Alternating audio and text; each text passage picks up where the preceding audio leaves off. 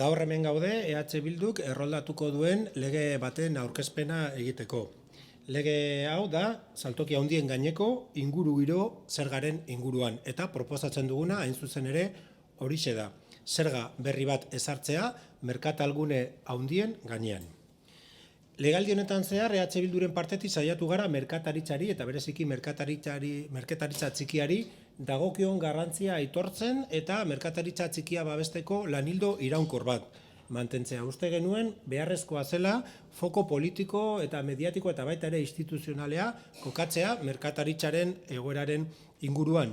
Uste dugulako sektore ekonomiko garrantzitsua delako kuantitatiboki, baina baita ere kualitatiboki merkataritza txikiak gizarteari ekarpen berezi bat egiten diolako. Plus bat, balio erantzi bat daukalako, hirien eta herrien bizitzari antolatketari dagokionez egiten dion ekarpenaren ikuspuntutik.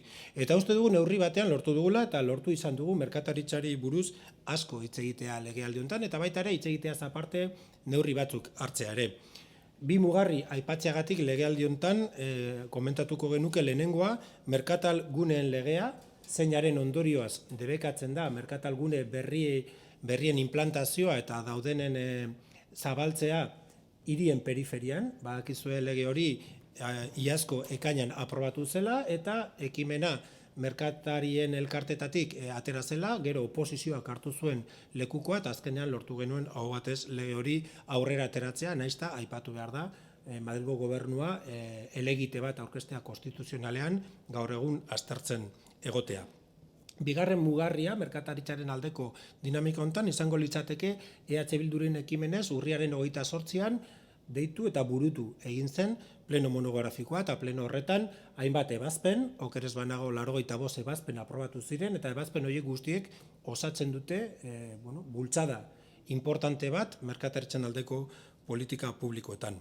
Gaur beste mugarri baten aurrean egon gaitezkela uste dugu, merkatalgune handiei zerga berri hau ezartzea aprobatzen bada eta aprobatzeko lehenengo urratsa gaur emango dugu legearen aurkezpenarekin. Esan behar dugu, esan gabe doa, baina badazpa esaten dugu, gu EH Bildu bezala ez gaudela merkatalgune handien kontra, merkataritza elektronikoaren kontra ez gauden bezala. Badakigu elementu hauek edo sistema hauek merkataritza txikiaren lehiakideak direla, baina uste dugu existitu egin behar direla, inolako zalantzari gabe jendeak eskatzen duen zerbitzu bat eskaintzen dutelako. Gure helburua ez da inolaz ere desagertaraztea merkatal gure handiak. Baina bai uste dugu denok eragile guztiak, merkataritza sektorean dauden eragile guztiak berdintasunean aritu egin behar direla, bai handiak eta bai txikiak. Eta orain ematen den paradoja da, handiek dauzkatela, txikiek ez dauzkaten abantai batzuk. Eta neurri batean, lege honekin hori zuzentzen lagundu nahi dugu. Segatik esaten dugu handiek abantaiak dituztela, txikiek, merkatari txikiek, zergapetze osoa daukatelako, ez dira eskapatzen zerga bat ordaintzetik ere, eta egiten duten guztiagatik zerga bat ordaindu behar dute. Aldiz, merkatalgune handiek gure ustez ez dute ordaintzen, sortzen duten ondoko efektu guztiak konpensatzeko beharko luketena. Kasu honetan, aukeratu dugu hurbilpen bat ingurugiroaren ikuspuntutik. Uste dugulako merkatalgune handiek eragin nabarmena sortzen dutelako inguruan. Alde batetik, okupatzen dutelako gurean urria den espazioa.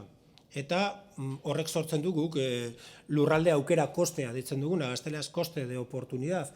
Hau da, merkatalgune handiak ezartzeko espazio oso zabalak erabiltzen baditugu, espazio horiek ezin dira erabili, gizarteak erabakitzen duen beste erabilpen batzuentzako, beste motako ekipamendua sortzeko edo inguru naturalak mantentzeko. Beraz, lurralde aukera kostea sortzen dute. Eta bigarrenik, eta hau garrantzitsua iruditzen zaigu, orain larrialdi klimatikoaren inguruan guztiok bolo-bolo gabiltzan momentu enten, eta arrazoiz gainera larrialdia benetakoa delako, merkatalgune handiek inolako zalantzarik gabe induzitzen dute garraio pribatua eta bereziki kotxe pribatuaren erabilpena modu nabarmen batean. Hau ez da guk asmatzen dugun gauza bat eta adibide argi bat erakutsiko dizuegu. Hemen, eta barkatu kalitatea ez delako oso handia, baina daukagu Hondarribin egin nahi den outlet baten, bideo promozional baten fotograma bat. Hemen adierazten dena da outlet horren eragin eremua zein izango den. Eta imaginatzen dut hortik ez duzula ondo ikusiko, baina daukagu hemen Burdeos, hemen Bilbo eta Hondarribin egin nahi da merkatalgune hau. Kasu honetan, Zaldunbordaren merkatalgunea. Eta eragin eremua ikusten duzunez, 100 kilometrokoa da. Hauek, Zaldunbordako sustatzaileek aurre ikusten dute 5 milioi bisitari eukiko dituztela urtero, beraz horrek suposatzen duena da 5 milioi bidai antolatuko direla urtero eta horrek ekarriko dituela CO2ko izurketa importanteak. Beraz, uste dugu hor dagoela efektu bat eta efektu horrengatik, efektu hori konpentsatzeko ordaindu egin behar dela. Eta, esaten nuen moduan, guk ekarri dugu proposamen zehatz bat hori ordaintzen edo konpentsatzen hasteko. Hain zuzen ere, gaur daukagun legea.